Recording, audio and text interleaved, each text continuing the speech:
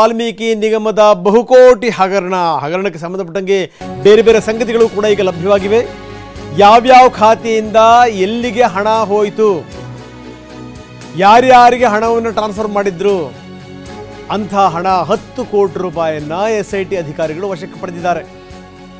ಬಾರು, ಚಿನ್ನದ ಅಂಗಡಿ ಖಾತೆಗಳಿಗೆ ವರ್ಗಾವಣೆಯಾಗಿತ್ತು. ಬಾರ್ಗಳಿಗೆ, ಚಿನ್ನದ ಅಂಗಡಿ ಖಾತೆಗಳಿಗೆ ಲೆಕ್ಕ ಹಾಕೊಳ್ಳಿ. ಭ್ರಷ್ಟಾಚಾರದ ಬೇರುಗಳು ಎಲ್ಲಿಂದ ಎಲ್ಲಿ ತನಕ ಹೋಗಿದೆ ಅಂತ. 193 ಬ್ಯಾಂಕ್ಗಳಿಂದ ಇಲ್ಲಿ ತನಕ 28 ಕೋಟಿ ರೂಪಾಯಿ ಹಣವನ್ನು ವಶಕ್ಕೆ ಪಡೆಯಲಾಗಿದೆ. ಗೊತ್ತಾಗಲಿಲ್ಲ ಅಂದಿದ್ದಿದ್ರೆ ನೆಗೆದು ಬಿದ್ದೋಗ್ತಿತ್ತು ಎಲ್ಲವೂ ಕೂಡ, ನುಂಗಿ ನೀರು ಕುಡಿದು ಬಿಡರು. ಇದು ಗೊತ್ತಾಗಿರೋದು ಒಂದು, ಇವನು ಯಾರೋ ಪುಣ್ಯಾತ್ಮ ಚಂದ್ರಶೇಖರನ್ ಪಾಪ ಜೀವನೇ ಕೊಟ್ಟುಬಿಟ್ಟ. ಪೂರ್ತಿ ಸುದೀರ್ಘವಾಗಿ ಒಂದು ಪತ್ರ ಬರೆದು ಚಂದ್ರಶೇಖರನ್ ಆತ್ಮಹತ್ಯೆ ಮಾಡ್ಕೊಂಡ್ಬಿಟ್ರು. ಅದಾದ ಮೇಲೆ ಈ ಪ್ರಕರಣ ಬೇರೆದೇ ದಿಕ್ಕನ್ನು ಪಡೆದು ಬಿಡ್ತು. ಅವರ ಮನೆಯವರು ಮಾತಾಡಿದ್ದು, ಬೇರೆ ಬೇರೆಯವರು ಮಾತಾಡಿದಂಥ ರೀತಿಗಳು, ಇದೆಲ್ಲವನ್ನು ಕೂಡ ಸ್ವಲ್ಪ ಸೋಸಿ ನೋಡಿದಂಥ ಸಂದರ್ಭದಲ್ಲಿ ಒಬ್ಬ ಸಚಿವನ ತಲೆದಂಡಕ್ಕೂ ಕೂಡ ಇದು ಕಾರಣ ಆಯಿತು. ಬರೀ ಇಷ್ಟಕ್ಕೆ ನಿಂತಿಲ್ಲ ನೋಡಿ.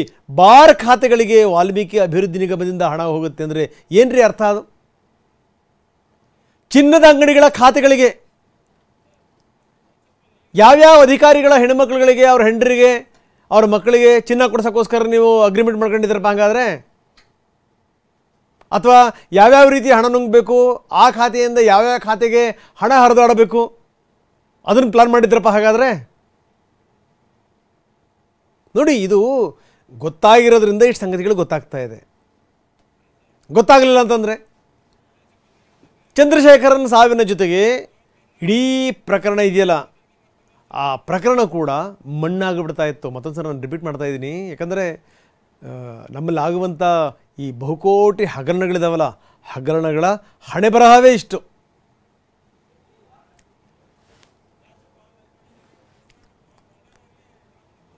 ಬನ್ನಿ, ನಮ್ಮ ಪ್ರತಿನಿಧಿ ರಾಜಪ್ಪ ನಮ್ಮೊಂದಿಗೆ ಈಗ ನೇರ ಸಂಪರ್ಕದಲ್ಲಿದ್ದಾರೆ. ಯಾವ್ಯಾವ ಖಾತೆಗಳಿಂದ ಎಷ್ಟೆಷ್ಟು ಹಣವನ್ನು ವಾಪಸ್ ಪಡೆಯಲಾಗಿದೆ, ಇಲ್ಲಿಂದ ಹಣ ಹೇಗೆ ಹೋಗಿತ್ತು ಬಾರ್ ಖಾತೆಗಳಿಗೆ, ಹೇಗೆ ಹೋಗಿತ್ತು ಚಿನ್ನದ ಅಂಗಡಿಗಳ ಖಾತೆಗಳಿಗೆ, ಅದ್ರ ಬಗ್ಗೆ ನಾನು ಮಾತಾಡ್ತೀನಿ. ಇನ್ನು ಇದಕ್ಕೆ ಸಂಬಂಧಪಟ್ಟಂಗೆ ಬಳ್ಳಾರಿನಲ್ಲಿ ರಾಮುಲು ಅಹೋರಾತ್ರಿ ಧರಣಿ ಮಾಡ್ತಾ ಇದ್ದಾರೆ. ಮಾಜಿ ಸಚಿವ ಶ್ರೀರಾಮುಲು ಅಹೋರಾತ್ರಿ ಧರಣಿ. ಬಿಜೆಪಿಗೆ ಇದೊಂದು ಪ್ರಮುಖವಾದಂಥ ಅಸ್ತ್ರ. ಬಳ್ಳಾರಿ DC ಕಚೇರಿಯ ಎದುರು ಶ್ರೀರಾಮುಲು ಪ್ರತಿಭಟನೆ ಮಾಡ್ತಾ ಇದ್ದಾರೆ. ರಾತ್ರಿ ಇಡೀ DC ಕಚೇರಿ ಮುಂದೆ ರಾಮುಲು ಮಲಗಿದ್ರು. 3 ಬೇಡಿಕೆಗಳಿವೆ ಅಂತೆ ರಾಮುಲು ಅವರದ್ದು. ವಾಲ್ಮೀಕಿ ಅಭಿವೃದ್ಧಿ ನಿಗಮದ ಹಣವನ್ನು ರಿಕವರಿ ಮಾಡಬೇಕು. ನಂಬರ್ 1, ನಾಗೇಂದ್ರ ಅವರನ್ನ ಬಂಧಿಸಬೇಕು. ನಂಬರ್ 2, ಈ ನಂಬರ್ 3, ಇದಕ್ಕೆ ಸಂಬಂಧಪಟ್ಟಂಗೆ ಕೂಲಂಕುಷವಾದಂಥ ತನಿಖೆ ಆಗಬೇಕು. ರಾಮುಲು ಅಹೋರಾತ್ರಿ ಧರಣಿ ಮಾಡ್ತಾ ಇದ್ದಾರೆ DC ಕಚೇರಿ ಬಳ್ಳಾರಿಯ ಎದುರುಗಡೆಗೆ. ಬಳ್ಳಾರಿ DC ಕಚೇರಿ ಎದುರು ರಾಮುಲು ಇಡೀ ರಾತ್ರಿ ಅಲ್ಲೇ ಮಲಗಿದ್ರು. ನಾಗೇಂದ್ರ ಅವ್ರನ್ನ ಬಂಧಿಸಬೇಕು, ಕೂಲಂಕುಷವಾದಂಥ ತನಿಖೆ ಆಗಬೇಕು, ಇದರ ಹಣ ಎಲ್ಲೆಲ್ಲಿ ಹೋಗಿದೆಯಲ್ಲ ಹಣ ರಿಕವರಿ ಆಗಬೇಕು ಅನ್ನುವಂಥ 3 ಬೇಡಿಕೆಗಳನ್ನು ಇಟ್ಕೊಂಡು ರಾಮುಲು ಅಹೋರಾತ್ರಿ ಧರಣಿ.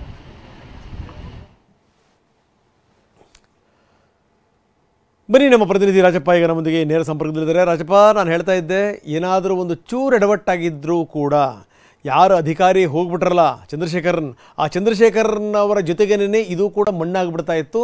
ಈ ಸಂಗತಿನೇ ಹೊರಗಡೆ ಬರ್ತಿರಲಿಲ್ಲ. ಯಾಕಂದರೆ ಯಾವ ರೀತಿ ಇಂಥ ಹಗರಣಗಳು ನಡೀತವೆ ಅಂತ ನಿಮಗೂ ಗೊತ್ತಿರುವಂಥ ಸಂಗತಿ. ಎಲ್ಲಿಂದ ಎಲ್ಲಿಗೆ, ಯಾವ್ಯಾವ ಖಾತೆಗೆ, ಯಾರ್ಯಾರ ಮುಖಾಂತರ, ಯಾರ್ಯಾರಿಗೋಸ್ಕರ ಈ ಹಣ ಹೋಗಿದೆಯೋ ಗೊತ್ತಿಲ್ಲ. ಅಂತೂ ಇಂತೂ ಈಗ ಒಂದೊಂದಾಗಿ ಹೊರಗಡೆ ಬರ್ತಾ ಇವೆ. ಈ 10 ಕೋಟಿ ತೀರ ಚಿನ್ನದ ಅಂಗಡಿಗಳ ಖಾತೆಗಳಿಗೆ, ಬಾರ್ ಖಾತೆಗಳಿಗೆ ಹೋಗುತ್ತೆ ಅಂದರೆ ಏನು ಅರ್ಥ? ಏನಿದೆ ಹೆಚ್ಚಿನ ಮಾಹಿತಿ ರಾಜಪ್ಪ?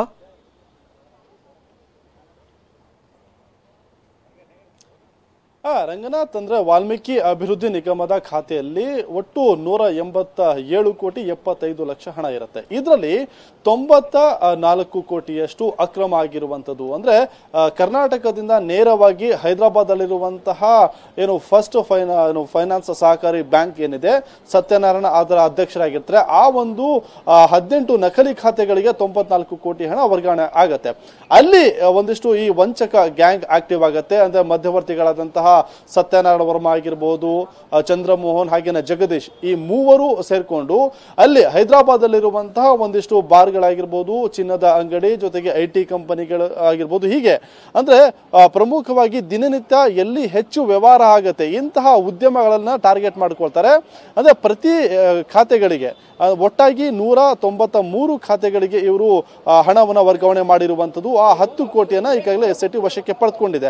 ಅಂದ್ರೆ ಹೆಚ್ಚು ಹಣವನ್ನು ಕೂಡ ಇವರು ವರ್ಗಾವಣೆ ಮಾಡ್ತಿಲ್ಲ. ಯಾಕಂತಂದ್ರೆ ಹೆಚ್ಚು ಹಣ ವರ್ಗಾವಣೆ ಆದಂತ ಸಂದರ್ಭದಲ್ಲಿ ಸಾಕಷ್ಟು ಸಮಸ್ಯೆಗಳಾಗತ್ತೆ, IT ಪ್ರಾಬ್ಲಮ್ ಕೂಡ ಆಗತ್ತೆ, ಹಲವು ಪ್ರಶ್ನೆಗಳು ಹುಟ್ಕೊಳ್ಳುತ್ತೆ ಅನ್ನುವಂತಹ ನಿಟ್ಟಿನಲ್ಲಿ. ಹಾಗಾಗಿ ಪ್ರತಿ ಖಾತೆಗಳಿಗೆ ಇವರು 5, 10, 20 ಲಕ್ಷ ಈ ರೀತಿಯಾಗಿ ಹಣವನ್ನು ಹಾಕೋತಾ ಇದ್ರು. ಆ ಒಂದು ಹಣವನ್ನ ಚಿನ್ನದ ಅಂಗಡಿ ಆಗಿರ್ಬೋದು, ಬಾರ್ ಆಗಿರ್ಬೋದು, ಹಾಗೇನೆ IT ಕಂಪನಿಗಳಾಗಿರ್ಬೋದು, ಅವರ ಜೊತೆಗೆ ಒಂದಿಷ್ಟು ಡೀಲ್ ಅನ್ನ ಕೂಡ ಮಾಡ್ಕೋತಾ ಇದ್ರು. ಅಂದ್ರೆ ಅವರಿಗೆ ಒಂದಿಷ್ಟು ಕಮಿಷನ್ ನೀಡೋದ್ರ ಮೂಲಕವಾಗಿ ಆ ಹಣವನ್ನ ನಗದು ರೂಪದಲ್ಲಿ ಇವರು ಪಡ್ಕೊಂಡು ಅಕ್ರಮವನ್ನು ಎಸಗಿದ್ರು. ಈ ರೀತಿಯಾಗಿ ಹೈದರಾಬಾದ್ ಸೇರಿದಂತೆ ಬೇರೆ ಬೇರೆ ಭಾಗಗಳಲ್ಲಿ ಇದೇ ರೀತಿಯಾಗಿ ಹಣವನ್ನು ವರ್ಗಾವಣೆ ಮಾಡಿದಂತ 10 ಕೋಟಿ ಹಣವನ್ನ ಈಗಾಗಲೇ ಸದ್ಯಕ್ಕೆ SIT ಜಪ್ತಿ ಮಾಡಿರುವಂತದ್ದು. ಈ ಇಡೀ ಪ್ರಕರಣದಲ್ಲಿ ನೋಡೋದಾದ್ರೆ 10 ಕೋಟಿಯಷ್ಟು ನಗದು ಜೊತೆಗೆ 10 ಕೋಟಿಯಷ್ಟು ಬ್ಯಾಂಕ್ ಆಗಿರ್ಬೋದು, ಹಾಗೇನೆ 4 ಕೋಟಿ ಮೌಲ್ಯದ ಒಂದು ವಾಹನಗಳಾಗಿರ್ಬೋದು, ಚಿನ್ನಾಭರಣ, ಅದ್ರ ಜೊತೆಗೆ ಇನ್ನು ಈ ರೀತಿಯಾಗಿರುವಂತಹ ಒಂದು ಹಣವನ್ನ ಈಗಾಗಲೇ SIT ಜಪ್ತಿ ಮಾಡ್ಕೊಂಡಿರುವಂತದ್ದು. ಇನ್ನೂ ಕೂಡ ತನಿಖೆನ ಮುಂದುವರಿಸಿರುವಂತದ್ದು. ಅದ್ರ ಜೊತೆಗೆ ಹೈದರಾಬಾದ್ ಅಲ್ಲಿರುವಂತಹ ಫಸ್ಟ್ ಫೈನಾನ್ಸ್ ಸಹಕಾರಿ ಬ್ಯಾಂಕ್ ಅಧ್ಯಕ್ಷ ಏನಿದೆ, ಆತನ ಒಂದು ಖಾತೆಯಲ್ಲಿ 45 ಕೋಟಿ ಹಣ ಇದೆ. ಅದನ್ನು ಕೂಡ ಸದ್ಯಕ್ಕೆ SIT ಫ್ರೀಸ್ ಮಾಡಿರುವಂತದ್ದು. ಪೂರ್ವಾನುಮತಿ ಇಲ್ಲದೆ ಬಳಸಬಾರದು ಅನ್ನುವಂತಹ ನಿಟ್ಟಿನಲ್ಲಿ. ರಂಗನಾಥ್, ಓಕೆ, ಧನ್ಯವಾದ ತಮ್ಮೆಲ್ಲ ಮಾಹಿತಿಗೆ.